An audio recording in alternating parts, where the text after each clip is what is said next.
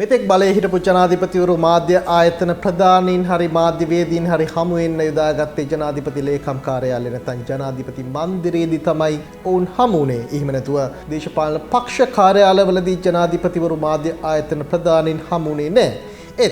සමාජ මාධ්‍ය ක්‍රියාකාරීන් එක්ක YouTube කරුවන් එක්ක ජනාධිපතිවරුත් එහෙම සම්බන්ධයක් තබාගත් අතීතයක් අපිට මතක නැහැ. ඒත් වර්තමාන ජනාධිපතිවරයා ඊට තරමක් වෙනස් දෙයක් කරා. සමාජ මාධ්‍ය ක්‍රියාකාරීන් පිරිසක් ගිය සතියේදී හමු වුණා. ඒ ජනාධිපති මන්දිරයේදී හෝ ජනාධිපති ලේකම් කාර්යාලයේදී නෙවෙයි. පළවත්ත ජනතා විමුක්ති පෙරමුණ මූලස්ථානයේදී තමයි ඔය හමුවීම සිද්ධ වුණේ.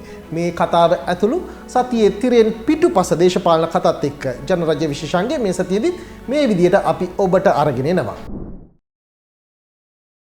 ජනාධිපතිවරයාගේ මේ හමුවට සමාජ මාධ්‍ය ක්‍රියාකාරීන් 14 දෙනෙක් එකතු වෙලා හිටියා. 14 දෙනා සම්බන්ධීකරණය කළ තිබුණේ ජනාධිපති මාධ්‍ය අංශය. මේ හමුවට ජනමාධ්‍ය අමාත්‍ය වෛද්‍ය නලින්ද ජයතිස්සත් එකතු වෙලා හිටියා. සාකච්ඡාව ආරම්භයේදී ජනාධිපතිවරයා තෙල් ප්‍රශ්නය ගැන තමයි කතා කරලා තිබුණේ. ලබන සතියේ බොර තෙල් නැවක් එන්න තිබෙනවා. ඒක ආවෙ නැතොත් තෙල් හිගයක් ඇති වෙනවා. එහෙම නොතින් සපුගස් කන්ද වහන්න සිද්ධ වේවි. ජනාධිපතිවරයා එහෙම කියලා තිබුණා. ඊට පස්සේ මේ සමාජ මාධ්‍ය ක්‍රියාකාරකෙක් බාල ගල් අඟුරු ගෙන්වීම සම්බන්ධයෙන් ප්‍රශ්න කරලා තිබුණා. ඒතර ජනාධිපතිවරයා කියලා තිබුණේ ගල් අඟුරු වල වංචාවක් සිද්ධ වෙලා නැහැ. හැබැයි ප්‍රමිතියේ පොඩි අඩුවක් තිබෙන බව තමයි ජනාධිපතිවරයා එහිදී පිළිතුර විදියට කියලා තිබුණේ.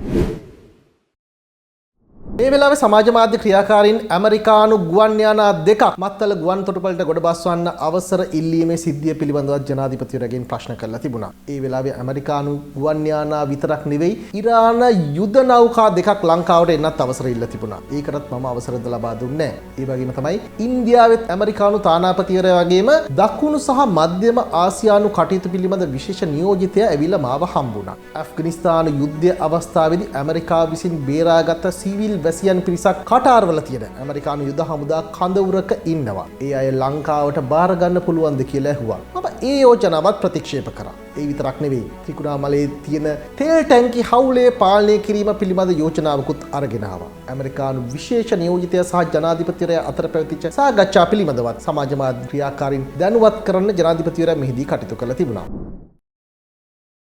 මේ අතර වාරයේ සමාජ මාධ්‍ය ක්‍රියාකාරකෙක් ජනාධිපතිවරයාගෙන් අහලා තිබුණේ අපරාධ පරීක්ෂණ දෙපාර්තමේන්තුවේ නියෝජ්‍ය පොලිස්පති අසංක කරවිට විපක්ෂයත් එක්ක සම්බන්ධතා දක්වනවා. ඔහු ෂුවර් නිලධාරියෙක්ද කියලා. ඒ වෙලාවේ ජනාධිපතිවරයා ඒකට කිසිම උත්තරයක් දීලා තිබුණේ නැහැ. ඒ වගේම රවි සෙනවිරත්නත් ශානි අබේසේකර පිළිබඳවත් මෙහිදී අවධානය යොමු වෙලා තිබුණා. ශානිලා පරීක්ෂණ කටයුතු හරියට කරගෙන යනවා.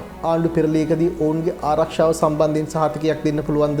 සමාජ මාධ්‍ය ක්‍රියාකාරීන් ජනාධිපතිවරයාගෙන් අහලා තිබුණා. කිසිම ප්‍රශ්නයක් නැහැ. ජනාධිපතිවරයා ඊට පිළිතුරු ලබා දීලා තිබුණා. මේ සාකච්ඡාව යන අතර වාරයේ ටිලින් සිල්වා, බිමල් රත්නායක, විජිත හේරත් වගේ ජනතා විමුක්ති පෙරමුණේ ජ්‍යෙෂ්ඨීන් පිරිසක් එතනට ඇවිල්ලා තිබුණේ තවත් සාකච්ඡාවකට සහභාගී වෙන්න. ඒ නිසා ජනාධිපතිවරයා සමාජ මාධ්‍ය ක්‍රියාකාරීන් එක්ක තිබිච්ච සාකච්ඡාව එතනින් අවසන් කළා. ජනතා විමුක්ති පෙරමුණේ ජ්‍යෙෂ්ඨීන් එක්ක සාකච්ඡාව ආරම්භ කළා තිබුණා.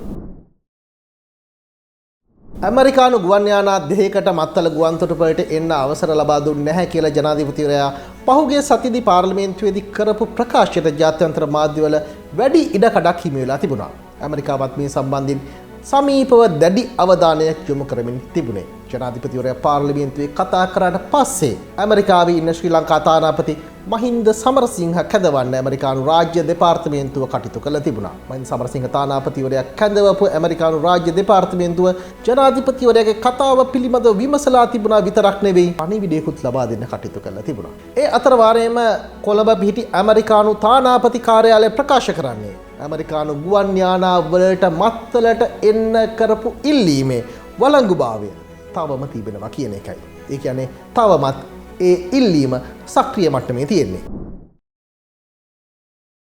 මැද පෙරදිග කලාපයේ ඇතිවලා තිබෙන යුද්ධමය තත්ත්වය නිසා ඉන්ධන අර්බුදයක් නෙවෙයි රටට අවශ්‍ය පොහොර ටික ලබා ගැනීම සම්බන්ධෙනුත් යම්කිසි ගැටලුකාරී තත්ත්වයන් මතුවෙමින් තිබෙනවා. මේ නිසා විදේශ කටයුතු අමාත්‍ය විජිත හේරත් ඉන්දියානු විදේශ කටයුතු අමාත්‍ය එස් ජයශංකර් එක සාකච්ඡා කළා තිබුණා. එහිදී ඉන්දියාවෙන් ලංකාවට පොහොර ලබා දෙන්න පුළුවන්ද කියන ඉල්ලීම ඉදිරිපත් කළා තිබුණා. ඒකට ඉන්දියාව පැත්තෙන් ඉතාම සුබවාදී ප්‍රතිචාරයක් තමයි ලැබිලා තිබුණේ. ඒ අතර වාරයේ ඉන්දියා විදේශ කටයුතු ඇමතිවරයා ලංකාව සහ ඇමරිකාව අතර අස්සන් අවසන් කරලා තිබෙන ආරක්ෂක ගිවිසුම පිළිබඳවත් විජිත හේරත් අමාත්‍යවරගෙන් කරුණු විමසලා තිබුණා. කොහොම නමුත් මීට ටික වෙලාවකට පස්සේ ජනාධිපතිවරයා සහ ඉන්දිය අගමැති නරේන්ද්‍ර මෝදි අතර සාකච්ඡාවක් දුරකථනයෙන් සිද්ධ වුණා කියලා ජනාධිපති මාධ්‍ය අංශයත් නිවේදනය කළා තිබුණා.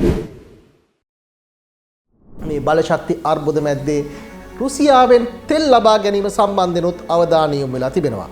ලංකාවේ න්‍යෂ්ටික බලාගාරයක් ඉදිකිරීම සම්බන්ධයෙන් රුසියාව කැමැත්ත ඉදිරිපත් කළ තිබුණා වසර කිහිපයකට කලින්. නමුත් ඒ යෝජනාව ඒ ආකාරයෙන්ම ක්‍රියාත්මක කරන්න හැකියාව ලැබිලා තිබුණේ නැහැ. කොහොම නමුත් මේ මැද පෙරදිග අර්බුදය සමගින් රුසියාවෙන් තෙල් ලබා ගැනීම පිළිබඳ සාකච්ඡා කොළඹ සිටින රුසියානු තානාපතිවරයාත් එක්ක රජයේ නියෝජිතින් දැනට සති කිහිපයකට පෙර සාකච්ඡා කරා. ඒ සාකච්ඡාවල දිගුවක් විදියට රුසියානු නියෝජ්‍ය බලශක්ති ඇමතිවරයා පහුගිය සතියේදී ලංකාවට ආවා. එහිදී ජනාධිපතිවරයාත් එක්ක සාකච්ඡා කරා. ඒ වගේම රජයේ ඇමතිවරුත් එක්කත් ඔහු සාකච්ඡා කරා. ඊට අමතරව khනිජ තෙල් නීතිගත සංස්ථාවේ නිලධාරීන් එක්කත් සාකච්ඡා කරා. මේ ඇමතිවරුත් එක්ක කරපු සාකච්ඡාවට khනිජ තෙල් නීතිගත සංස්ථාවේ නිලධාරීන් ඇවිල්ලා හිටියා. කොහොම නමුත් මේ සාකච්ඡාවලදී රුසියාව ලංකාවට තෙල් දෙන්න එකඟතාවය දක්වලා තිබෙනවා. නමුත් රාජ්‍යයන් දෙක අතරේ ඇතිවන ගිවිසුමක් අනුව නෙවෙයි තෙල් ලබා දෙන්නේ. රුසියාවේ පුද්ගලික අංශයෙන් ලංකාවට තෙල් ලබා ගැනීමට තමයි ඒ අනුව නියමිත වෙලා තිබෙන්නේ. රුසියාවෙන් ලංකාවට තෙල් ලබා ගැනීම සම්බන්ධයෙන් වන සාකච්ඡා පහුගිය සිකුරාදා ආරම්භ වුණා. ඒ ඔන්ලයින් ක්‍රමයට. කොහොම නමුත් රුසියාවෙන් තෙල් ලබා ගැනීමත් යම්කිසි ආකාරයක අර්බුදයක් බවට දැන් පත් වෙලා තිබෙනවා. රුසියාවෙන් තෙල් ලබා ගැනීම සඳහා වන කාලය මාසයක කාලය අප්‍රේල් 11 වෙනිදා අවසන් වෙන නියමිතයි. රුසියාවෙන් තෙල් ලබා ගන්නට නම් ඒ අවශ්‍ය එකඟතාවයන් අවසන් කර ගන්න ඕන. ඒ වගේම ඉන්ධන ලබා ගැනීමට නැව් සොයා ගන්න ඕන. මේ වෙනකොට හෝමෝස් සමුද්‍ර සංධ්‍යාසනයේ නැව් 200-300ක් විතර හිර වෙලා තිබෙනවා. ඒ නිසා රුසියාවේ ඉඳලා ලංකාවට තෙල් ගේන්න නැවක් හොයා ගන්න එකත් ලේසි වැඩක් නෙවෙයි. ඒ වගේම රුසියාවෙන් තෙල් ලබා ගන්නව නම් ඩොලර් වලින් ගෙවන්න බෑ. එහෙනම් රූබල් වලින් තමයි ගෙවන්න වෙන්නේ. මේ ජාත්‍යන්තර ගනුදෙනු රටවල් දෙකක් අතර සිදුවන ගනුදෙනු සිදුවන සොෆ්ට් ක්‍රමයට රුසියානු රූබල ඇතුළත් වෙන්නේ නැහැ. ඒ නිසා රුසියාවෙන් තෙල් ලබා ගැනීම එතරම් ලේසි කටයුත්තක් නොවන බව තමයි මේ වෙනකොට දේශපාලන ලෝකයේ සාකච්ඡාට ලක් වෙමින් තිබෙන කාරණය වෙන්නේ. තෙල් ලබා ගැනීමේ සාකච්ඡා ආරම්භ වෙනකොට රටවල් දෙකක් ලංකාව සම්බන්ධයෙන් ලොකු අවධානයක් යොමු කරන්න පටන් ගත්තා. ඒ තමයි ඉන්දියාව සහ ඇමරිකාව. මේ විදිහට ජාත්‍යන්තරම ලංකාව ගැන අවධානය යොමු කරන අතරවාරයේ චීන පර්යේෂණ නැවකුත් ලංකාවට ආවා. මාළි ඉඳලා තමයි මේ නැව ලංකාවට ආවේ. මේ නැවේ සිටි නාවිකයෙක් අසනීප වීම නිසා තමයි මේ විදියට චීන නැව ලංකාවට ඇවිල්ලා තිබුණේ. ඒ අතරවාරයේ චීන නැවට අමතරව තවත් නෝවේජියානු පර්යේෂණ නෞකාවකුත් ලංකාවට ආවා. මේ විදියට පර්යේෂණ නෞකා රනිල් වික්‍රමසිංහගේ කාලේ ලංකාවට එනකොට ඒ සම්බන්ධයෙන් දැඩි අවධානයක්, දැඩි සාකච්ඡාවක්, දැඩි ආందోලනයක් නම් ඇති වෙලා තිබුණා. හිටපු ජනාධිපති රනිල් වික්‍රමසිංහ ගිය සතියේදී සිංගප්පූරුවට ගියේ බයිපාස් සැත්කමකට මුහුණ දීම සඳහා. රනිල් වික්‍රමසිංහට මේ සැත්කම කරන්න නියමිත වෙලා තිබුණේ 2017 අවුරුද්දේදී යහපාලන ආණ්ඩුව තිබිච්ච කාලේ. ඒ වෙලාවේ රනිල් වික්‍රමසිංහ මේ බයිපාස් සැත්කම කළා තිබුණේ නැහැ. කොහොම නමුත් රාජිත සේනාරත්න ඇමතිවරයා ඔන්න ඔය කාලෙදිම බයිපාස් සැත්කමකට මුහුණ දීලා තිබුණා. සිංගප්පූරුවේ තමයි ඒ සැත්කම කළා තිබුණේ. ඒ කාලෙදී රනිල් රාජකාරී කටයුත්තකට රාජිත සේනාරත්නත් එක්ක නුවර එළී යන ගමන් මේ සැත්කම ගැන අහලා තිබුණා. රාජිත ඔය සැත්කම කරනකොට රිදෙනවද? හුඟක් රිදෙනවද කියන එක තමයි රනිල් වික්‍රමසිංහ එහිදී අහලා තිබුණේ. තේරෙන්නේවත් නැහැ. රාජිත සැත්කම පිළිබඳව රනිල්ට කරුණු ගොඩක් කියලා තිබුණා. කොහොම නමුත් 2017 වසරේදී සැත්කම නොකරපු රනිල් වික්‍රමසිංහ මේ අවුරුද්දේදී සිංගප්පූරුවට ගිහිල්ලා ඒ සැත්කම කළා තිබුණා. රනිල් වික්‍රමසිංහට මේ සැත්කම කළා තිබුණේ ලංකාවේ සම්භවයක් තිබෙන වෛද්‍යවරයෙක්. වෛද්‍ය සිවදාසන්. වෛද්‍ය සිවදාසන් යාපනයේ ඉපදිච්ච කෙනෙක්. රාජිත සේනාරත්නගේ හිටපු ජනාධිපති ගෝඨාභය රාජපක්ෂගෙත් හෘද සැත්කම් දෙකම කළා තිබුණේ මේ වෛද්‍යවරයා. ඒ මවුන්ට් එලිසබෙත් රෝහලේදීම තමයි. කොහොම නමුත් හෘද සැත්කම අවසන් වුණාට පස්සේ රනිල් වික්‍රමසිංහ සාමාන්‍ය වාට්ටුවකට දාලා තිබුණා. එතෙන්දී රනිල් එක්ක හිටියේ මෛත්‍රී වික්‍රමසිංහ විතරයි. වෛද්‍ය සිවදාසන් කියන්නේ ලංකාවේ වෛද්‍ය පීඨයකින් වෛද්‍ය උපාධිය ලබා ගනිපු වෛද්‍යවරයෙක්. ඔහු කළුබෝවිල රෝහලෙත් අනුරාධපුර රෝහලෙත් සේවය කළා තිබුණා. ඒත් ඔහුට හෘද සැත්කම් කරන්න අවස්ථාවක් ලැබිලා තිබුණේ නැහැ. ඒ අදාළ රෝහල්වල ඉම පහසුකම් නොතිබිච්ච නිසා. කොහොම නමුත් 83 කළු ජූලියෙන් පස්සේ ඔහු සිංගප්පූරුවට ගියා. සිංගප්පූරුවට ගිහිලා සිංගප්පූරුවේ වෛද්‍යවරයෙක් විදිහට කටයුතු කිරීම දිගටම කරගෙන තිබුණා. ඔහුගේ පුතත් වෛද්‍යවරයෙක් විදිහට සිංගප්පූරුවේ සේවය කරමින් හිටියේ. ඒත් ඔහු හෘද රෝගයක් නිසා මේ ගිහිලා තිබුණා. ඔහුගේ දියණිය දැන්ට ඕස්ට්‍රේලියාවේ ඉන්නවා.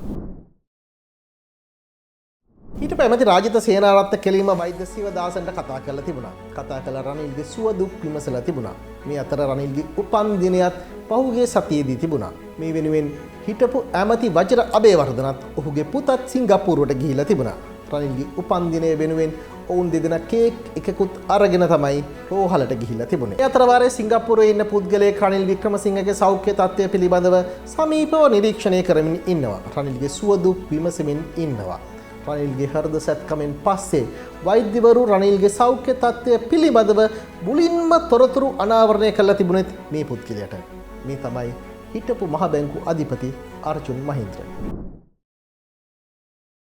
ශ්‍රී ලංකා පොදු ජන පෙරමුණේ ජාතික සංවිධායක නාමල් රාජපක්ෂ මන්ත්‍රීවරයාගේ සතියේදී පක්ෂ මූලස්ථානයේ පක්ෂ ප්‍රතිසංවිධාන කටයුතු කෙරෙහි වැඩි අවධානයක් යොමු කරමින් හිටියා. සංජීව ඉදිරිමාන හිටපු මන්ත්‍රීවරයා කියලා තිබුණේ ගම්වල ශාඛා සමිති හදන්න ලොකු ඉල්ලුමක් ලොකු ඉල්ලීම් ප්‍රමාණයක් ලැබිලා තිබෙනවා කියලා. අපිට හැමදාම ගමේ තමයි ශක්තිය තිබුණේ. කොහොම නමුත් ජූලි මාසයේ වෙනකොට ශාඛා සමිති සංවිධානය කළා ශාඛා සමිති පිහිටවල අවසන් කරන්න ඕන. නාමල් රාජපක්ෂ මන්ත්‍රීවරයා කිව්වා. ඒ අතර වාරේ තමයි රුවන් ජයවිලාල් මහනුවර සංවිධායකවරයාගේ අභාවය පිළිබඳ තොරතුරු අනාවරණය වෙලා තිබුණේ. ඒක ආරංචි වුණාට පස්සේ නාමල් රාජපක්ෂ මන්ත්‍රීවරයා තමන්ගේ බිරිඳත් එක්ක මහනුවර බලා පිටත් වෙලා ගිහිලා තිබුණා. ඒ වෙලාවේ සර්වජන බලයේ ජාතික සංවිධායක දිලුම් අමුණුගමත් අවමංගල උත්සවයට ඇවිල්ලා හිටියා. මලගෙදර ඉන්න අතර වාරයේ එතන හිටපු ප්‍රාදේශීය මාධ්‍යවේදීන් නාමල් රාජපක්ෂගෙන් අපූර්ව ප්‍රශ්නයක් අහලා තිබුණා. කවුද ඊළඟ ජනාධිපති අපේක්ෂකයා? සජිත්ද නාමල්ද නැත්නම් දිලිත් ජයවීරද කියලා. එතකොට එතන හිටපු දිලුම් අමුණුගම පෙන්නලා නාමල් රාජපක්ෂ අත්පූර්ව උත්තරයක් දීලා තිබුණා. ඒක ඉතින් දිලුම්ගෙන් තමයි අහන්න. මොකෝ ඒකට කොහොමත් තවත් අවුරුදු කීපයක් තියෙනවනේ. නාමල් රාජපක්ෂ එහෙම කිව්ව මිසක් කෙලින් උත්තරයක් දීලා තිබුණේ නැහැ. සතියේ දේශපාලනයේ තිරෙන් පිටුපස සැඟවුණු කතා සමගින් ලබන සතියේ ජනරජ්‍ය විශේෂාංගෙන් අපි යලිත් හමු වෙමු.